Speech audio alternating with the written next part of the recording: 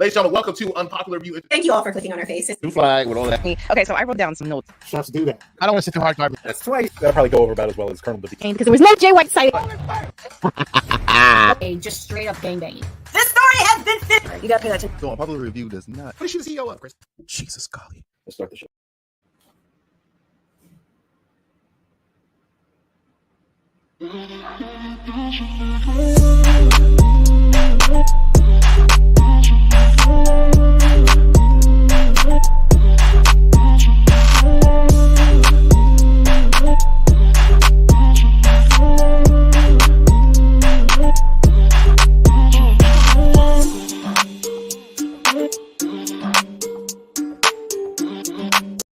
Hey, this is Matthew Brittle, the King of Bros, and you're listening to Unpopular Review.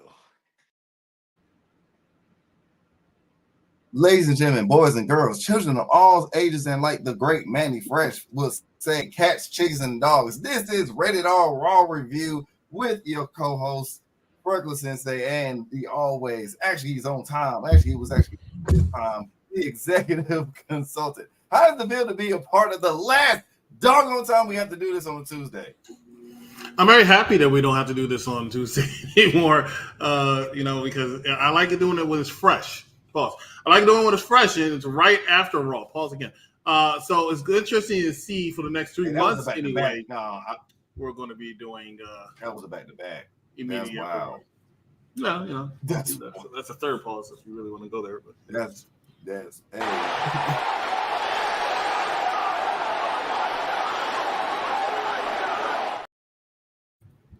But either way, yes, we are so happy that we finally get 2 hours. Thank you, Triple H.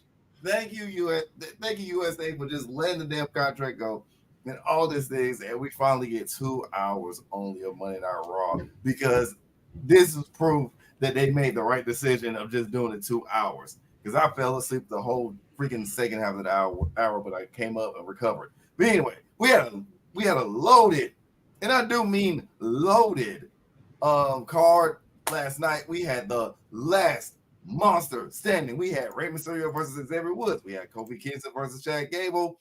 We have some promos that was pretty decent, but we just wanted to see people fight.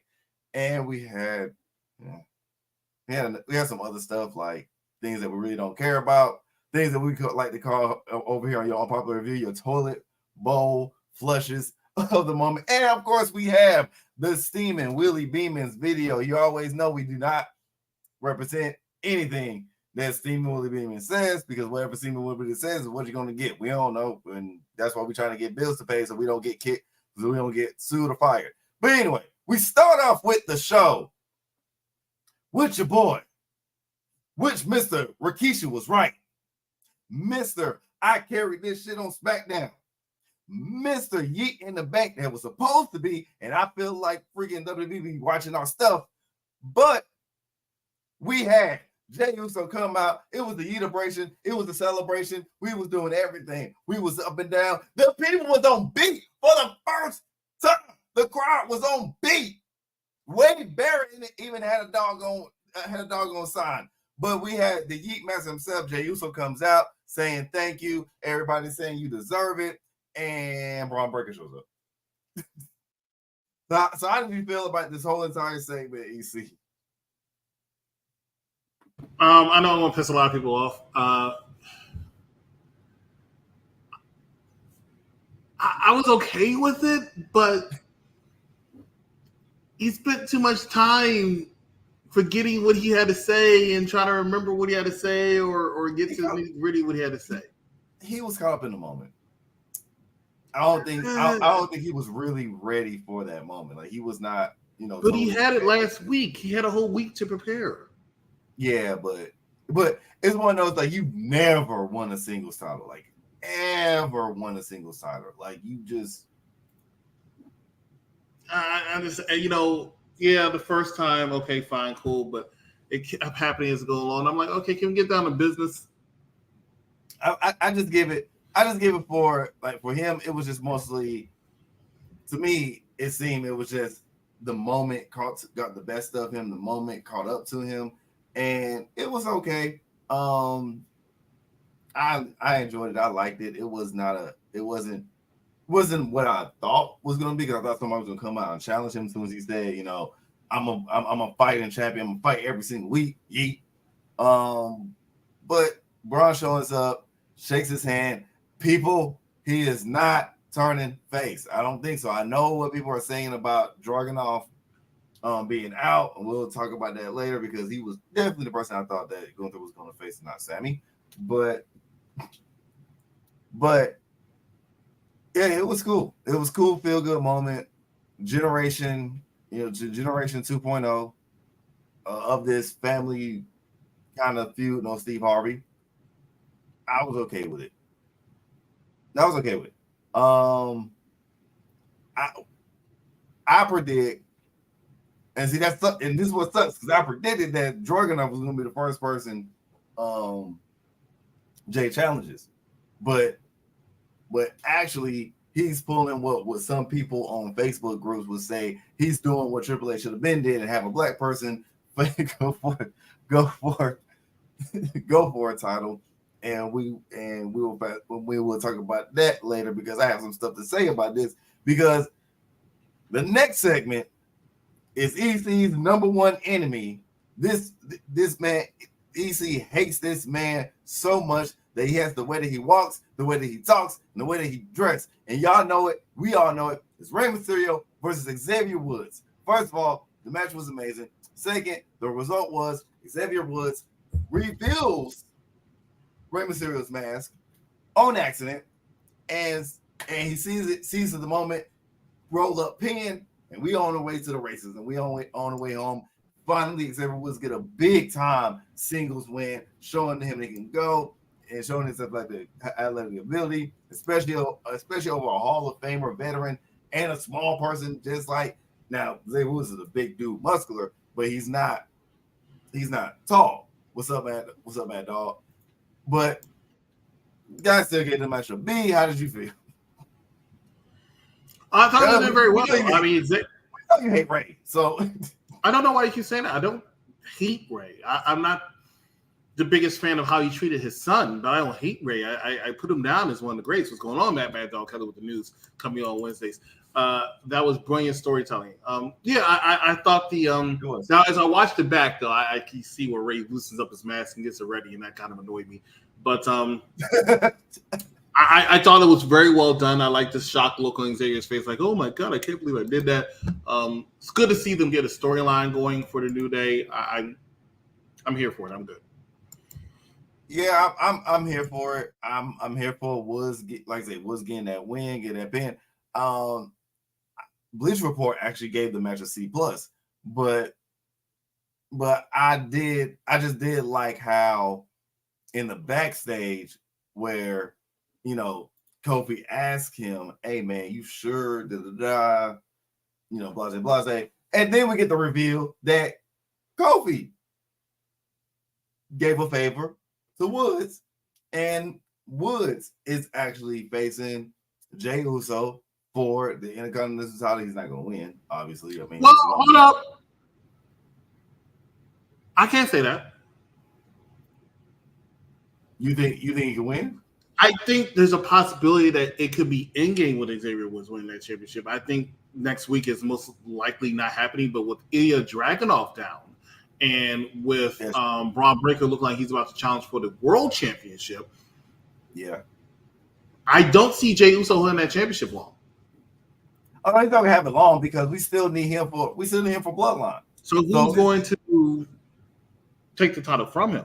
Xavier Woods will be a nice transition, and he also has been around the company for almost as long. That was just almost as long, if not as long. He's been in the E. I would say he's been in as long. No one mentioned that, how Karrion Kross was lurking in the background during that segment.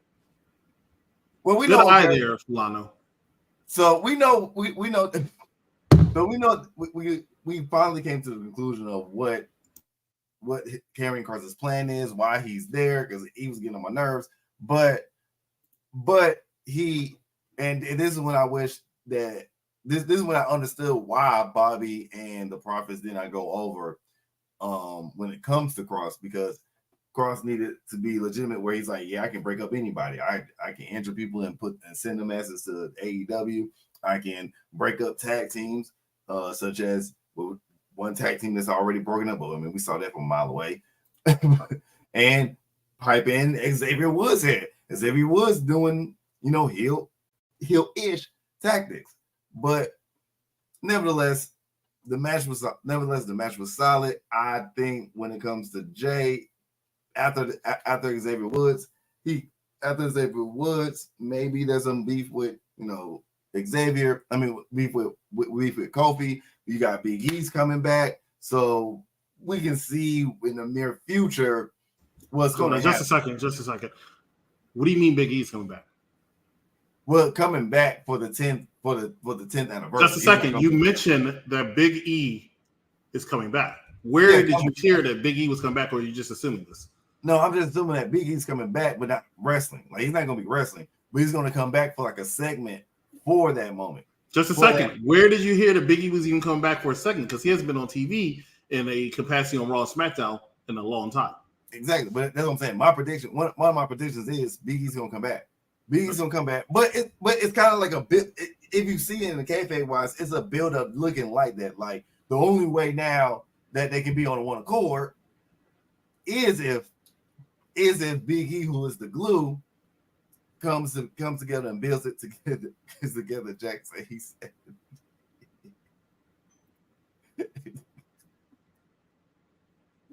Apparently, there's a he said counter for you. I don't know what you're talking about. There's apparently, you see that, Jack? You see that? Now you don't know what he's. I don't know what you're talking about. He said it. Look, all I want to know is what source do you have that says Big E is coming back in any capacity whatsoever on the main roster? Look, I don't have no sources, but it's just one. Just a second. You said it yourself that you think Big E is coming back. Yeah, I think Big E's coming back because he has on every one of the YouTube channels. All right, let's talk. Go ahead. Jesus Christ. But anyway, like I say, I would say that it's a huge possibility, and it's a grand possibility because, like I said, once again, 10th anniversary is coming up. 10th anniversary coming up. They're on a shaky foundation. You have Xavier Woods winning, but in a heelish way. We'll get into the Kofi Kingston match because it plays into that also as well. So we have to go with these other matches that I don't give a fuck about to get to the damn Kofi Kingston match, because the next match was freaking Lyra Valkyria and Zoe Stark. Woo! That was most of the highlight of the match. That was it. Her entrance. And then the fact that people are finally in the crowd is doing the woo. I mentioned it last night. I am starting to actually like Lyra Valkyria's entrance, and then the bell rings. But it's not like she can't go. No, she's a decent wrestler, but her charisma in the ring is not there yet. Yeah, it's not. But she can go. She's not bad, but her entrance is what makes her good. Now, I ain't even gonna lie. Like, the person that I'm like looking at more is like Zoe with her costume changes, because she normally used to wear just the pants, but now she's wearing shorts more often. This is 2 weeks in a row. This is 2 weeks in a row that she's wearing like different, looking like she's like experimenting with different items and different things. And that is one of the things that could help her go over.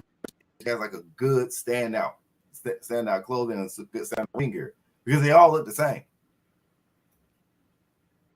Each Pure Fusion Collective would look with that sounds like a Temu version of a perfume. It's just doesn't give. I like the fact that they were trying to come together, because they all come from the same same MMA and the jiu-jitsu and things of nature background. It's just not working. I don't know where the payoff is gonna go. Sonya Deville is the glue of Pure Vision, or whatever, Pure whatever collective. I will say that they had a backstage segment. They had a Pure Fusion. Oh, just a second. I said I don't know what it is. It's fine. Nobody cares. But I will say that Shayna Baszler being backstage and just playing with playing cards, looking like a monster, I thought was a very good touch. Sonya Deville is the voice behind it, and then what's her name? Doesn't matter. Coming out there, skipping around, her. I think they're actually a more. People are going to be upset with me. I don't care if you're upset with me. I don't give two flyings, right? Pure Fusion Collective is the best. Hear me out. Don't care what anybody says. Fight me. The best women's faction of all time. It wasn't that many good women's factions. That's what makes my thing so easy. like you can't say that. And the faction that we had wasn't all that great. We had good tag teams, but some people might say Damage Control, and I think Damage Control was okay, but I always felt like there was something Damage that Control made them was less just interesting. more successful. Yes, they weren't. They're not better though. Yeah, I definitely believe Pure Fusion Collective is Pure Fusion Cocktails are more entertaining to me than Damage Control. I think Damage Control just had Bailey and then these little side pieces that always took L's. Then they became more interesting when Asuka joined, but that just felt like that was just to make them more entertaining for a second and then last too long. And plus, I think they lasted a little too longer than they needed to. They just weren't that entertaining to me. My problem with Damage Control is, I always said it, was you had two people in that faction that was literally the same. It was like 1A, 1B with Kairi Sane and Io. They're literally same personality, same gimmick, damn near. It's almost the same everything. Really? They both can't shoot a good promo. Really? They're great. They're great in the ring. Really? But that's about it. Really? That's They're the same. Weren't you the ones that said something about Mexicans last week? I see you still on the same thing. Hey. Just a second. Did you not just say that Kairi Sane and Io Sky are practically the same person, 1A, 1? Just a second. Did you not say that they were 1A or 1B? All I want to know is if you said that it was 1A and 1B. They were but it is. Tell me. Just a second. That's a yes or no question. Did you or did you not say that they are the same person? And that's the problem. People need my skills. Just a second. You're not answering the question. Did you or did you not say rewind the tape? Okay. Now, you said that because they had the same gimmick. One is a pirate. One just goes around acts like an anime character. What do you? But they're both princess. It's Princess Pirate and Princess of the Sky. It's the same damn thing. Where did you see Princess of the Sky at? Io Sky. Okay, so remember, Io Sky is like the Princess of the Sky or something. It's like something of the sky, some crap. Asuka's a queen, or the empress. Asuka's an empress. Is she go the same? No. Just a second. Is Asuka the same? Is Asuka the same as the two? She's the head honcho. Like that is great. That is a great gimmick for her, and she really is. She was. Thank you. Highlight Jeffrey's comment. Okay, Genius is there. But it's still just a second. Is Genius and Princess the same thing? Because if that's the case, we have quite a few male princesses around. Okay, I will admit that the Genius and Princess are different. But just a second. Jeffrey also put the Empress of Tomorrow. So where is the similarities? No, but I didn't say Oscar was the same. No. Just Io and Kairi. Just Io and Kairi. Because they're from the same place? No, because just a second. I'm trying to figure out where you feel this. Like I said, it gives the same gimmick. It gives the same promos. The same energy. The same charisma. Just a second. Is it because they use subtitles? That is not what. No, I'm trying to figure out the same promo, same energy. It's the same. Like I said, it's the same energy to me. They give the same energy. Kairi barely speaks. Exactly. Io does a lot of talking. Maybe it's a lot of blabber. It's boring. But Kairi doesn't speak. When Kairi does speak. How do they both give the same promos if one doesn't talk and one does a lot of blabber? It's because one needs to stop talking and the other one should never ever talk. And that makes them the same. Exactly. Just a second. That makes no sense. No sense whatsoever. It's my birthday Eve. It's my birthday Eve. Well, your birthday Eve is going to get you canceled. You keep coming up with all this stuff. All right, let's go ahead. What else happened on Monday Night Raw? All right, so then we got Katana Chance and Kanan Carter coming out, helping them out and everything because Pure Fury Collective could never take an L. But they came out. It was a great moment. I did not expect them to come back soon. But with the fact that we keep seeing Kaden on doing TikToks with Damian Priest, eventually they're going to come back. And that was about it. So the next segment was hold on. Just a second. We're not going to gloss over the fact that your former WWE Women's Tag Team Champions returned, right? And one of them decided that she wanted to change her color to the butch. I don't understand why we're not talking about You that. know what? You're right. She does give female butch. Yeah, she's so short, and then all of a sudden she has all this energy and fire. Yeah, like she being fiery. Let me tell you, she looked like the least intimidating version of the Chipmunks when she came out there. I didn't understand why she was doing this stuff. Like, this ain't the gimmick to work with. And then you look ridiculous anyway with that daggone headpiece on, that face mask on, right? And I'm not saying it's the face mask. No, I ain't gonna let the face mask was ugly. The face mask was ugly. You don't look intimidating. You look like somebody I want to take home to my mom. Like, I don't understand what you were doing. But even backstage, she was talking, and she was like, I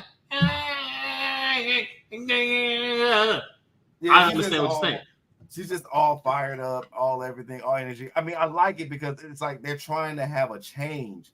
They're trying to, I get it. I get that they're trying to have like some type of character charisma for her so that way they can get over, because you really don't. Because it's like after obviously Damage Control is going to try to compete for the titles. After that, first of all, who the hell? She was giving toothpick. That's crazy. But first of all, who's going to take the titles off of Black Girl Magic? I really think if they kept at it and they get a very good way of going about it and good momentum about it, and these fans wake up and realize how good they are, I really think PFC can take those titles. Yeah. And I believe there was a double. Also, let's talk about it. You want to talk about giving toothpick? When those two or three were in the backstage and they were being interviewed by Jackie Redmond, the Unholy Union came. Oh, God. Why did they look so much taller than the other three? Yeah, it was so weird. It was so weird. I was like, are they standing on something? Because I know they're probably taller. But they were like, I don't know what. I honestly do not know what it was with that moment. But I was just like, good God, why are they tiring them? They are not that short. I was like, they are not that short. Yeah, they couldn't be. They was like a foot taller. It was like, that was a little ridiculous. It was something with that camera. I was looking to see where people were in shoes. I didn't know what was going on. No, it was ridiculous. I said, hold up, wait a minute now. This is getting way too out of hand. too out of hand with this. But I will admit, I'm glad that they're back because it gives more competition in the tag division, which was very, very, very lacking. And it gives another black girl on the scene since this is what we want to argue about for the next 2 weeks, almost a month until Survivor Series, is that black people not being on and being pushed, even though them same black people that get pushed, y'all shit on. But anyway, you want them to break up in tag teams and factions. But anyway, people that we just want to see bones break in general. CM Punk, Drew McIntyre, one last promo. This is basically, when they do a funeral, or for the funeral to do a wake. This was technically final last wishes and wake for CM Punk, because Drew McIntyre, I feel, is going to win, move away from this feud, and he's going to slowly creep to that World Heavyweight Championship. The problem is Drew McIntyre's a heel and Gunther's a heel, and they're not going to go that route. If anything, CM Punk is going to win, and he's going to go after that World Heavyweight Championship. So how do you think CM Punk will win? GTS, something simple. Because they was war. They wanted to go to war in that in that cell. What did you notice the most about this segment, Freckles? I actually noticed that CM Punk started talking way more serious in this promo than all the other promos that he's done. He's very good at that, right? And I always admire CM Punk because when he does talk like that, he sounds like a real threat. The problem is he goes and gets injured so much, I can't take him as a serious threat. I'm like, bro, you better hope that you make it to the end of the match, especially against somebody like Drew McIntyre. And that's why, and honestly, this is why I feel like he will lose this match because of that exact same reason. I think like certain matches like these, I don't trust CM Punk's health and ability, especially with the frightful reporting that now I always speculated this because I felt like CM Punk is the guy that what he may end up doing in NXT, because I have no idea yet if he's going to be after he's done wrestling, he's going to go into NXT and do production, this and that nature. But that's the role that it seems that was the role that he wanted to do in AEW, but got tired of childish bullshit. So then he goes to WWE and wants to do the same thing. And then he loved, when he first went to NXT, he loved doing it. He's going to be on NXT right now in the next 30 minutes. So right. Yeah, and he's when he's on, and I agree with Jeffrey, when he's on, he's on. When he's happy, he's all happy-go-lucky. Oh, it feels good to be in New York City on a Monday night, which it never does. I don't know why he lies. But that's how he feels. And Friday when I get to ATL, even though I heard it's rained out, so I'm thinking about canceling. But Friday when I get to ATL, it feels good to be in Atlanta on a Friday night. Which that's the truth though. It is great to be in Atlanta on a Friday night. You take no one says that. Just a second. No one says that. Listen, Jermaine Dupri did not make a song called "Welcome to Atlanta" and gave you the whole rundown of what you need to do Monday, Tuesday, Wednesday, Thursday, Friday. Because Friday is when you go to Opium. Friday is when you go to Strokers, and then Friday this is when you go to lounges and things of that nature. Then there's the after party. Then there's the after party. Then there's the overnight party. So we'll see how that goes when I'm there on Friday. Ladies and gentlemen, we're going to take a commercial break. When we come back, lots more Monday Night Raw to talk about. Final 3-hour Monday Night Raw. Stay with us. You're watching Unpopular Review. Welcome to the SmackDown Penitentiary. In which I would have to say, I know the excitement about 40. I still say that 39 is one of the greatest. I will put 39 in my top 10 of WrestleMania main event matches. I think that match was really good. I think the storytelling in that match was better than the storytelling in Mania of this year. Nah. Yeah. For Undertaker to come out and do it, bro. Undertaker had no business being out there. Like you cannot connect the dots. You can't connect the dots between Rock and Taker. The clear-cut favorite was Stone Cold. That was the biggest surprise. Stone Cold. That was the biggest surprise. That was a better surprise than Nia Jax coming out into the men's Royal Rumble. Like that. 39 is absolutely a massive. 39 is absolutely in my top 10. You know how many times Rock and Taker actually engaged through their careers? Most of it was the Attitude Era. They hardly did in Ruthless Aggression, right? So like he had no history with Cody Rhodes. Taker had no history with Cody Rhodes, and he had no history with Rock. It made no sense. Listen, who was the judge of the kangaroo court in the locker room? The kangaroo court? Yeah, the dead man. And I never do this. I'm sorry. I never do this. Oh, hell. Rock has had true feuds with Austin, Triple H, Angle, and Jericho, and all of those feuds were better than his and Taker's. That's what I'm talking about. He had no business being out there with the guy.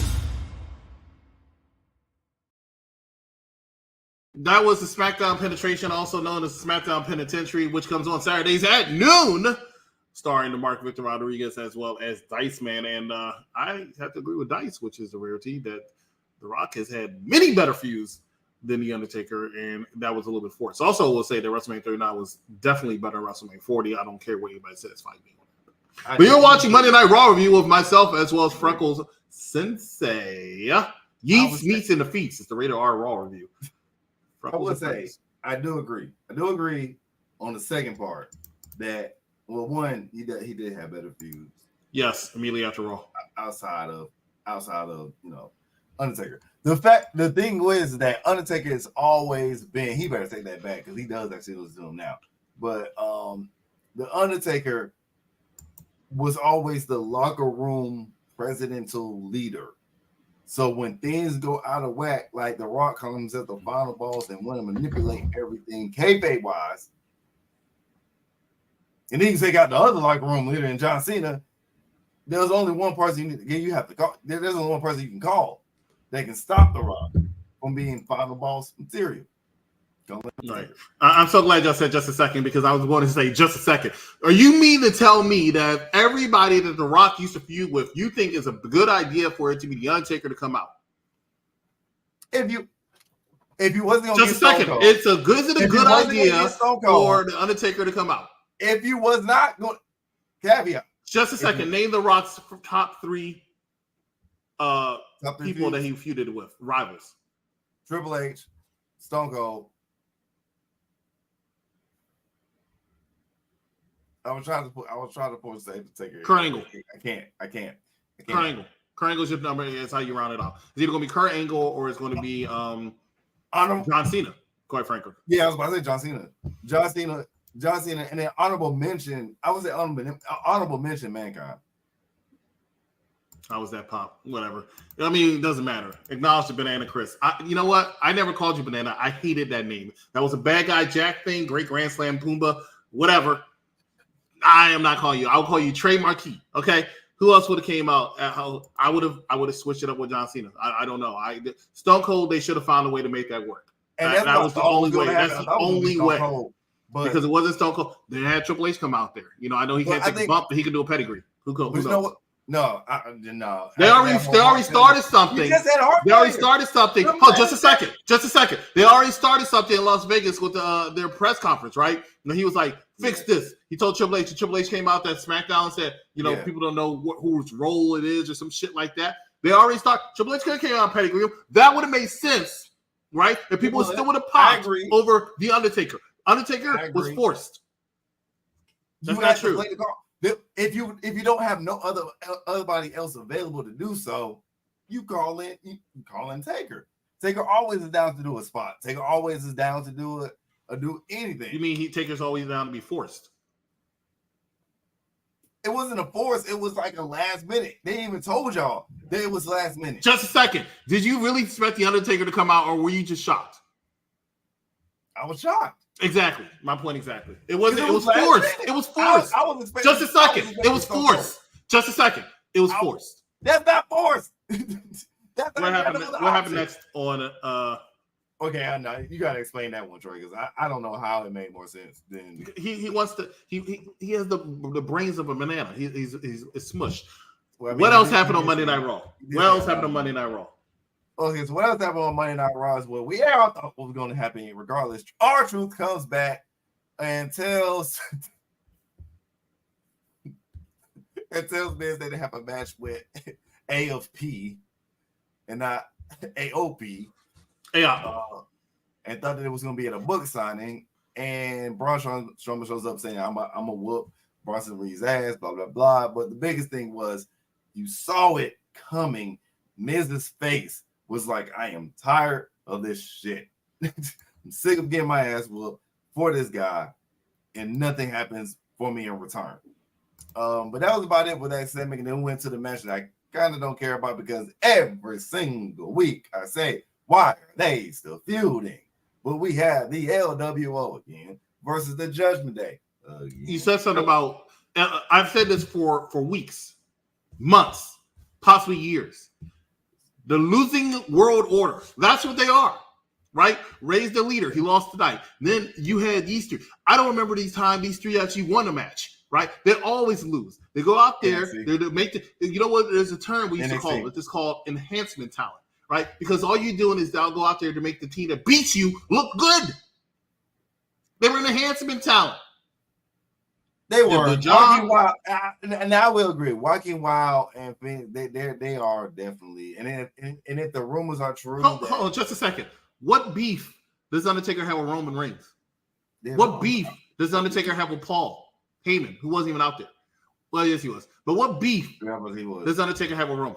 Make that make sense. Well, now, Paul's advocate, now Paul's client did break history at WrestleMania Now, Just a second. Paul's clients both were the ones. Roman, no. He cooking. He's gonna put that shit back up. He cooking. I'm getting what I get what you're saying now. All right, kayfabe wise, Roman saying this is my yard after he beats Undertaker.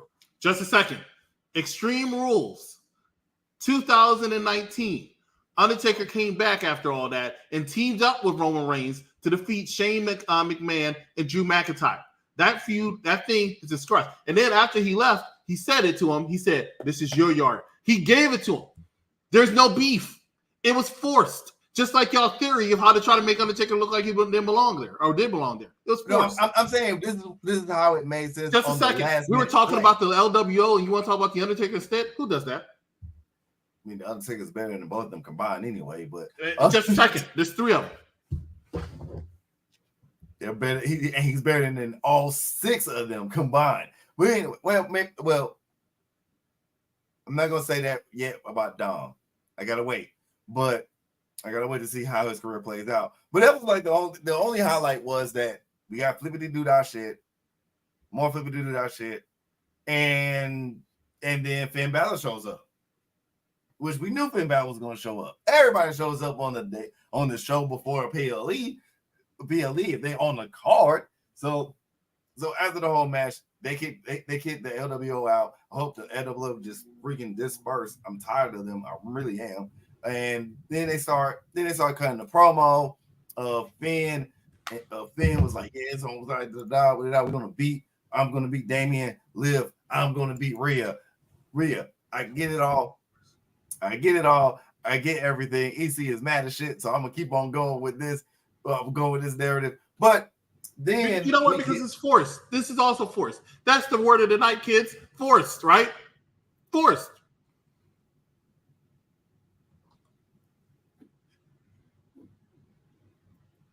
Anyway, just a second. The bottom line is you have to think about it. When you look at it, it ended the same way. Damian Priest is dominating everybody again. All of a sudden he gets hit, and then they all 4 of them jump up. The numbers game. It's the same shit every day. It's the same shit every single week. It's the same thing every week. I'm tired of it. No, I'm tired. I'm glad. I'm tired that it ends. I also want to talk about the reverse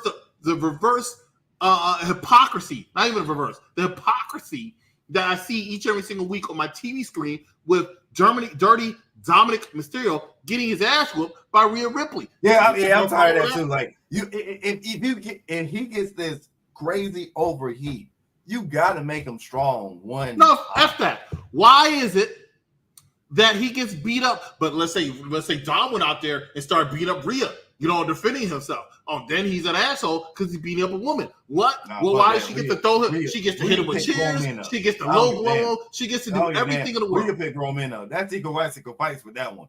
That's Eagle White Secret fights with her. She has me. Look, she has buzzed me like she has buzzed Liv, and I be knocked out and unconscious for 3 to 5 business days. But when I wake up, Liv is one thing. Liv's a woman, right? But Dom is a man, and she keeps attacking me like that. I wake up 3 to 5 business days.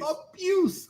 Oh my gosh. Ladies and gentlemen, we're going to take another commercial break. Actually, we're not going to take a commercial break. We're going to find out what makes Steaming beaming this week. Stay with us. You're watching a Popular Review Countdown to a live NXT debut on CW Network. We'll be right back.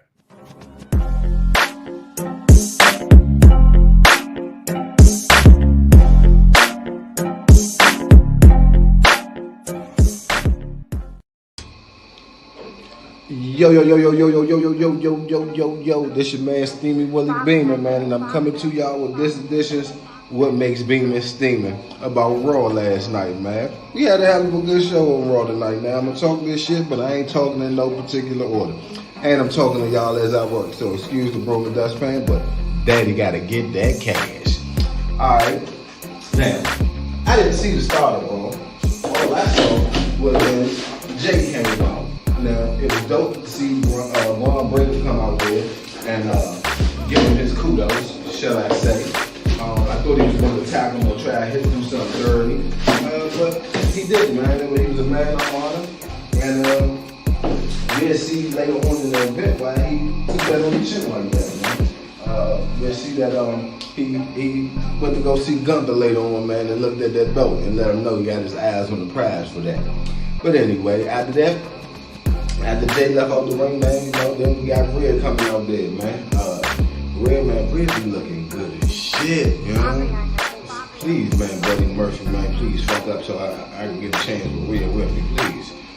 Them Aussies like black men, just so you know. Anyway, let's get back to that. So she let Dom let it be known that Dom is severely claustrophobic, and she gonna beat the shit out of Liz, basically. Then Damien came out there and fucked some shit up. But then we gonna go to, they started doing the little thing showing Seth going around, and Drew McIntyre, the Indianapolis Colts game, him and Liv, and then Seth was at the college game. Hey man, it was dope, man. And I seen Seth, he ripped off and had the Bears jersey on. I thought that was pretty fucking cool. We gonna go back to Seth later on tonight because he made an appearance. You know what I'm talking about? What else we had happening on? We had CM Punk, and we had him and Drew McIntyre in the Hell in a Cell talking about what they was gonna do to each other. Blah, blah, blah, blah, blah, blah. Oh, I'm gonna put you in a box, and I didn't be home. I've been living in a hotel for a month because I didn't want my wife to see this man that I became. Blah, blah, blah. We know CM Punk getting a win to end this feud. I'm gonna go skip to the end real quick to talk about this match, and then I'm gonna go back and talk about some other stuff. Hey, that big son of a bitch, Braun Strowman, put you in a box, and I didn't be home. I've been living in a hotel for a month because I didn't want my wife to see this man that I became. Blah, blah, blah. We know CM Punk getting a win to end this feud. I'm gonna go skip to the end real quick to talk about this match, and then I'm gonna go back and talk about some other stuff. Hey, that big son of a bitch, Braun Strowman, and that big motherfucker, Bronson Reed, they put on a hell of a match for two big men, over 300 pounds yesterday. Andre's Giant, Big Giant Stud ain't had shit on that. Omis and Braun Strowman ain't had shit on that.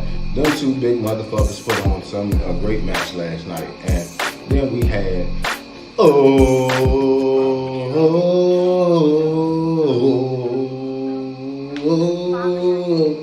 the Ayatollah, the Messiah, Seth Rollins came out there and did a curve stop out of this world on that motherfucking Bronson. He ain't had no neck, so I don't even know how he curve stopped him for real.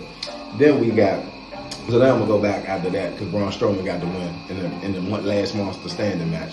Then, like I said, we're gonna go back. Sami Zayn finally got his challenge accepted by Gunther because Gunther did beat the shit out of him in that ring after he got a couple little punches in. But Sami Zayn finally got his match at Bad Blood, which we know he's gonna lose because Gunther not losing until either Seth or somebody else get the belt. We know how that's going. Listen. Oh, in the women's division, Spears, what's her name? Bulldagger, Zoe Sparks. She beat the Bird Girl.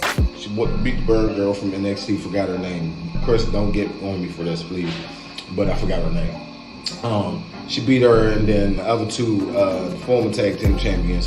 The one who got the tattoos all up her ass, I like her Rain or something. Rain on me. Lord, won't you take this pain from me? I like her. She needs a singles push because of that ass.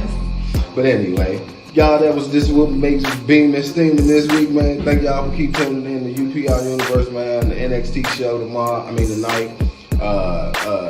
AEW on Wednesday. SmackDown on Saturday. Yeah, man, we doing this with anything wrestling entertainment. UPR, we do this shit.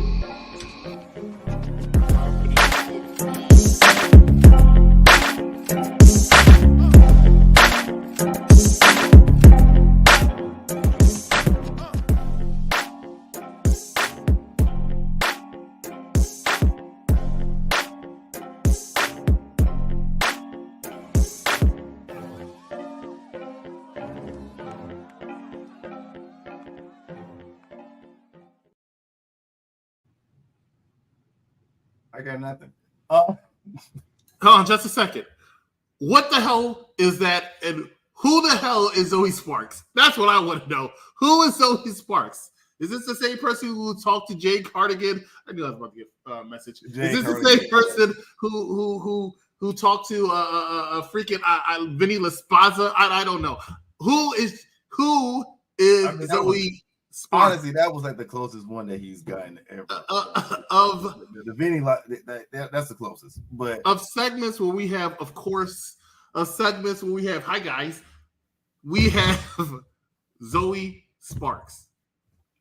I don't understand. I like the name though. I ain't gonna lie. I like the name because she did look like a little Pikachu-ish in her.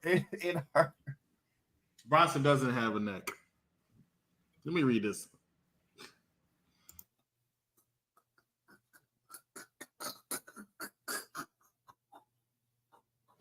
Oh shit! Oh shit! I knew I was getting cursed out. Zoe is the worst talker in wrestling, which is why she doesn't talk yesterday. They didn't even have her in the backstage segment. Zoe is terrible on the mic. She's okay in the ring, but she's terrible on the mic. Like she's actually solid in the ring. I like her rings because I love her finisher. By the way, her finisher is impressive, but terrible. But anyway, what wasn't terrible? Lord have mercy in that, and a power of positivity because we need it right now. After all that shit that Willie said, we had Kofi Kingston versus Chad Gable. Ladies and gentlemen, this match was great. Did not like the finish of the match because it looked like they dragged it a little longer than it should have been. How it was just looking. But overall, the match was good. The results was Xavier Woods pulling a you ain't gonna mess with my friend like this. And Mary May tries to distract the ref. Xavier tries to pull Chad Gable's thing, and Kofi messes up, blunders it, and then he loses. And what's interesting is it wasn't even this scene right here. What was interesting was the fact that in the background they didn't show you when Woods and Kofi was, and I was saying, and it was funny because I was saving this one comment. I'm gonna try to find it. But Kofi and Woods was arguing, and look like they just cannot get it together. Just a second. What was interesting about this segment, in my personal opinion, was the fact that Chad Gable and the rest of American Made actually changed up their entrance, their ring, I should say, pose. Before they were Nation of Domination, and this time they put a both fits. I'm so glad they did. It's like they trying to find things that stick for them, and that's. They need to change their entrance music because everybody likes to say "you suck" to them, and it's hard to do it with that particular entrance music. Yeah, if he's getting the "you suck" thing, but that was basically about it for that. Bleacher Report gave it a B. I may give it the same thing, like a B plus, just because I'm biased with these two, and the fact that actually Kofi did a good high flying spot. In my opinion, and it was so just a second. Who is Isaiah Wood? Did he date Zoe Sparks? What's going on? He probably dated Zoe Sparks, and they got married, and then Jay Cardigan was the one who officiated.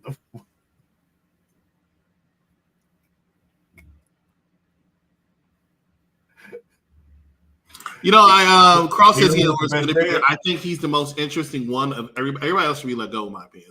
It's so funny when AOP got rehired by WWE. Everybody was like, "Yes, they should have never been fired in the first place." I'm a big fan of AOP. Well, where are y'all at? Because it's dead silence every time they come out and wrestle, and they do not look entertaining. They can be let go again, honestly. And speaking of people who are decent talent and they get no reaction when they come out. Are you excited for the War Raiders return? No.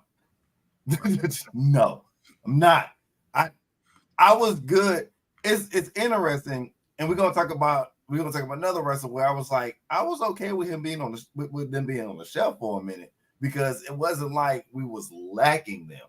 It wasn't like we was lacking. No, not at all.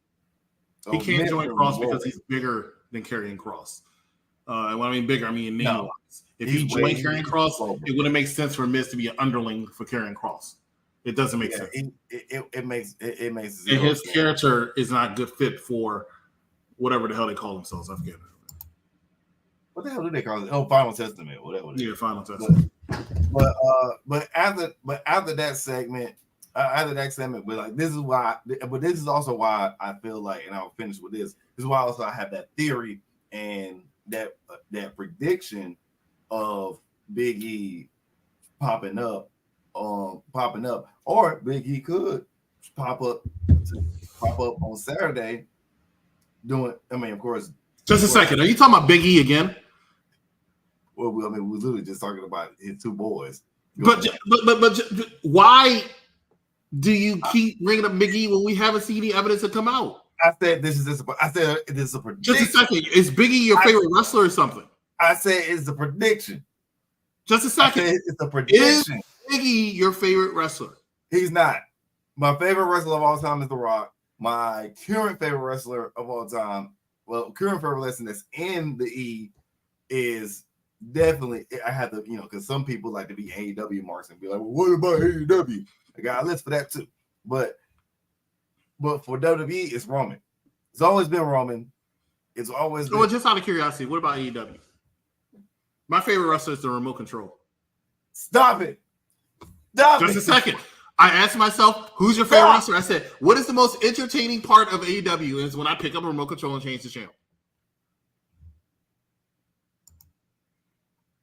Terrible. This is what I have to deal with. No, hell no. Hell no, bring that back up. Bring that back up. We are not going to talk about. We are not going to talk about a former WWE champion. We ain't going to talk about a former mid-card champion. We ain't going to talk about when he Just a second. What mid-card title did Big E hold? The title that Xavier was the same time that Xavier was on front for he ain't going to get. He's never won any title. Which title did Big E hold? He won the Intercontinental title.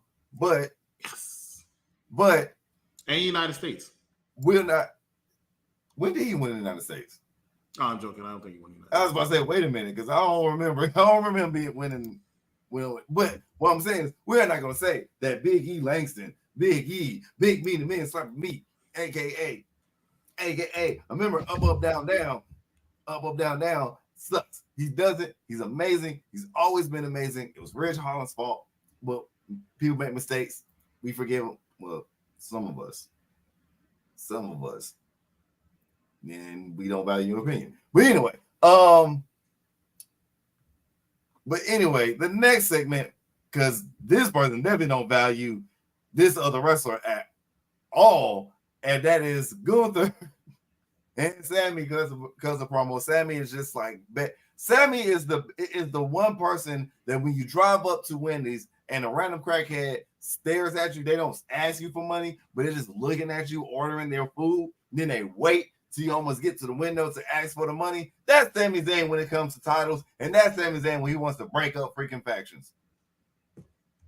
I don't disagree with you on that whatsoever. I say whatever I once say that Big E sucks.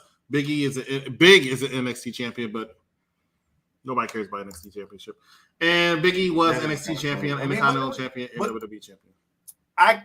The only reason why I cared is because he won it. That's when you go over somebody's accolades, you don't mention the NXT championship.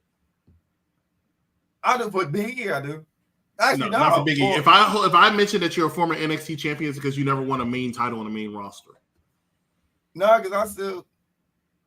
I give props. I give props. Like I give props. Because your esteemed leader who feeds his ego every single week says that there should only be 5 matches between 2-3 hour shows, right? There should only be 5 matches on a PLE. That's his esteemed logic. And this has been my problem. This is what I keep trying to tell people, that for the people that just a second, I care about Big E. Right. Well, we all care about Big E. The black community in general cares about Big E. Damn the IWC, the BIWC, the Wick cares about Big E. But anyway, like I was trying to get with this promo. Sammy begs for a title shot. He does the infamous pointing down to the ground. He actually pointed at Gunther one time, but once, and then he did this again. But he did point once, yeah. But I think it was towards the title. I don't even think it was towards Gunther. I think it was just towards the title that he was holding. But finally, Sammy gets under Gunther's skin. It took him this damn long, but he finally gets under Gunther's skin, and Gunther beats the shit out of him. And then he's a crybaby. And then He's kind of right. He gets his title shot. You're going to have it next week on Raw. Raw is already looking stacked as well. I don't understand. This is not a shot that's going to be because somebody pointed out there's no world championship match, men's wise anyway, at Bad Blood. There's the two women's world championship matches, but not men's. And that's why I'm like with the returning complaints about Triple H not booking black talent on these PLEs. He doesn't even book champions on PLEs. When the last time we seen the tag team titles on both sides? The SmackDown tag team title. And I got a lot of flack for this when I was on the SmackDown Penitentiary this past Saturday. I said that look, hey, we're not gonna let that slide. We ain't letting that slide. The SmackDown what? Penetration.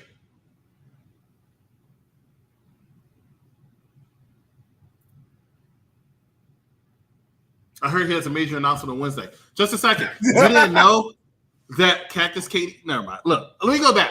I know. That's what I said. I was on the SmackDown Penetration, and I got big flag because I said, "Hey, it's Friday before a pay-per-view or PLE. That must mean another tag team championship match." And here's a further forced one. Where did they say, ladies and gentlemen? It's forced tag team championship match. After the Bloodline defeated these two jabroni tag teams, now all of a sudden they get another tag team title shot in a ladder match for what? Who else they going to fight at this point? They need to switch it up. There's plenty of tag teams, right? I understand the Motor City Machine Guns are going to make their television debut. And I know Penta. Apparently, Penta is supposed to Penta and Ray. I think Ray's the one that's got like a contract hold or something. Well, that makes sense for him to have a contract hold, right? Because when you think about it, Ray's injured half the time anyway, if not more. So I understand that his contract doesn't expire to 2032. So that's Jesus Christ. So that plays in effect. But I've said this before in all the groups and all Facebook groups, and I do too. All these things. But no, I do not. No, Raquel's gonna show up. That's my prediction. That Raquel, if not Raquel, somebody's gonna show up for Liv. I don't think Dom's gonna get out of that. Well, Dom's gonna get out the shark case, but he's gonna get his butt whooped. But it's not the fact. It's not the fact that the lack of this, like that. It's the lack of matches in general. Because if you have like a 6 or 7 match card, tag team matches for tag team titles will be on there. The freaking U.S. title could be on there. It's so many other title championship matches that is not on. This is the part of Triple H's booking I'm not a fan of. Yeah, and this is like the only thing I'm not a fan of when it comes. This is like one of the only things that I'm not a fan of when it comes to that. Of course, the backstage and the freaking announce table I was getting destroyed bits to pieces. Oh, just a second. Let's talk about the last Monster Standing match because they added another layer to not only the ramp, the ring announcers area getting hit. Then they had the fans. Yeah, then they had to add the fans because guess what? As we tell you each and every single week, they watch our show. They know what he and I are saying, right? Yeah. I said this is something they do too much. Too much, they go across that barricade. So they say, we'll give you didn't like that barricade? We'll add another one for you. Actually, fan gets hurt. Last week, we predicted that it was going to be the ring exploding, right? Because what you trying to do? You try to recreate history like you had Brock. Wasn't a fan. Monster match. The last real monster. The last one that they did it was Braun Strowman and Big Show. I wasn't a fan. That was. I didn't like the. That's why I say the real last match because that one. This one fell a little flat to me. It didn't feel as epic as the other ones did. Especially the first. No, not the one ever beat the first one. The second one was pretty good. The third one was all right, but this one felt very flat to me. Because this match should not have been a 20-minute main event match. Yes, it should have. No, it was too long. You could tell they was getting. It was. Just a second. Braun Strowman. Let me tell you something. You might need some more time off. I know you took a year, but you might. Yeah, it was a new Intercontinental Championship. They had blue, but you really might. Actually, hold up. Are you trying to say this new NXT titles? Because I'm going to watch NXT in a second. But Braun Strowman, you look like you can barely walk, bro. Like your shows are your Your knees are big showing every single week, more and more and more. He was. And I'm concerned about you. I agree. He was very slow. He was very slow today. Yesterday. I was like, dang man, you really need some time off or something. Like, yeah. Either way you look at it, I didn't like the flat. I didn't like the referee faking like, oh, I got to fall out the ring. I didn't like the security that they used too much of last week. I don't know. That bugged me. Like the ending of the entire match. Oh, it is new titles. Damn. But Seth Rollins, well, I'll watch in a second. But Seth Rollins coming out, I thought was fantastic. Even though I still feel he should have taken more time off. Saying it's too soon. But I just got to do this for him. Bulana. It was not a fat shaming match. You know what match it was? EC? It was big meaty man slapping meat. That's what I want. Just big meaty man slapping meat. Just a second. This is why you like Big E so much and you keep the E's coming out, because you use his words all the time. You're welcome. It was me all along. It was me, Austin. It was. But that's what that match was. It was a big meaty man slapping meat match. We didn't give a damn about none of whatever was going on. We just wanted destruction. We wanted chaos. But that's what we got. But yeah, if you want destruction and chaos, you definitely got it. But I was disappointed at how drawn out the whole entire barricade thing was. I was like, ref, when the hell does a ref just goes away from the match and look into the crowd of plants? That section was plants. It was a lot more fat than me. Wrap this up. I want to watch NXT. And I got another show to do too. That's why. That's why. But yeah, Seth Rollins. Just a second. That was fat shaming. That was fat shaming. Okay. It was not fat shaming. It was not fat shaming. But I'm going to ignore this comment. I'm going to ignore this comment. Hold just a second. This man here said that Bronson Reed over Big Van Vader. I'm ignoring this comment because I'm about to get upset. You're right. Just a second. You mean to tell me you think that Bronson Reed is over Big Van Vader? If I had to choose between Bronson, just a second. That's a yes or no question. If I have to choose between Bronson over Vader, I'm choosing Bronson. He's more. You lost your mind. You've gone crazy. Just a second. You've gone crazy. More athletic. Just a second. You've gone nuts. He has a better finisher. Just a second. No, he doesn't. Vader freaking powerbombed the hell out of you, and he did a moonsault that landed on you flush. He didn't just fall on you like he was belly flopping. First of all, whoever's up a damn. And Vader had a neck. Vader had great entrance attire. Vader had great music. It's time. It's Vader time. He had the V's. And you're going to sit here and tell me, Mr. Grabbing the burger is more over than Big Van Vader? Fuck out of here. Just a second. Just a second. Did you hear me? Just a second. Did you hear me? Fuck out of here. Fuck out of here. No, he's not. I know he doesn't have a catchphrase. I know that Bronson doesn't have a catchphrase. He does have a catchphrase. It's medium size to extra fries. That's his catchphrase. I don't know what you're talking about, man. I don't know what you're talking about. No. If you take away this conversation. What is just Vader? A second. I'm gonna take away this conversation. Take away it's Vader's job. What else is Vader? That's what made him over, Mr. Yeet. But Jay had more than just. But Jay was getting over with. Just a second. I just defeated you. Those are the things that got him to there. Vader just had it's Vader time. Well, you know what? Time's up because the time has gone to Bronson Reed. Because you know what's undefeated? Father time. You know what's also undefeated? New generation. And this new generation of big, massive, meaty man is better. Not all of them. I ain't gonna say all of them. I ain't gonna go that crazy. But this man right here, Bronson Reed, is better than Vader. I'm sorry, he's better than Vader. He's better. He's more. Just a second. There's no way in the world that any sane person, I'm going to make this a daggone poll, that somebody's going to say that Bronson Reed, who's all of like 5'2", is better than Big Van Vader, who threw the ham hocks. Ham hocks. Take us home. Ladies and gentlemen, we have so many things that we could go over because we just really didn't give a damn. But there are so many other things that you can watch on NXT. I mean, on NXT. Good God, that's what we're trying to watch. It's live in living color. They put me up with that one. But anyway, we got the Mike Knox show on Mondays with the aka the Final Boss. We have our review, which is finally going to be back on Mondays after Raw, the Rated R Raw review. Yes, sir. And then on Tuesday nights, you got your NXT review and results show with Bad Guy Jack, with the Wrestling Doll. We also have the top 5. We don't know when we're going to do the top 5 soon, but it's coming soon, very soon. Prediction show. And we have WWE Bad Blood. And we have the prediction show coming on Thursday. It's going to be on Thursday?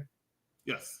All right. And Wednesdays, we have AEW Dynamite review. Wednesdays, I'm trying not to get canceled right now, so I ain't going to say what I like to say. Thank you. And it's my birthday Eve, so I'm going to be nice. And then last but not certainly not least, we have the SmackDown Penitentiary with your host, the Z is silent, and Vincent Jr., like the great Mike Knox would like to say. Or Vic. Jr. Because for last and not certainly the least, we love you guys. We salute you. We thank you. We cannot do this without y'all because you know what? We end it off with another success in the show. And of course, just always know when you see two monsters in the damn ring, it's big meaty man slapping meat. Thanks for watching and fuck Hulk Hogan. Just a second. That's how we end.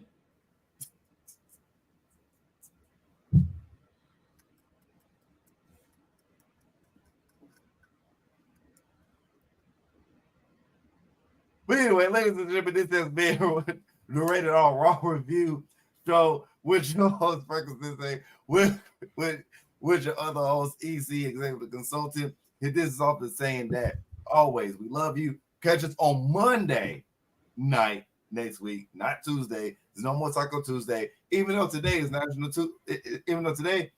Taco Day. So you know what I'm about to do? I'm about to give me a taco. I don't know from where, but it's gonna be from Movie Eats. But as always, we love you guys. Peace, and as always, you can believe in other things. Not always this, but you always believe in this guy right here. Yeah, he's going to be on the always. There's a lot of always. As always, we love you. Apparently, that's one thing we do, right? This man doesn't know how to take us home for nothing. We went home like 14 times. Ladies and gentlemen, thanks so much for watching us here at a Popular Review. For Freckles Sensei, I'm the Executive Consultant. We'll see you right here next time. Have a good night.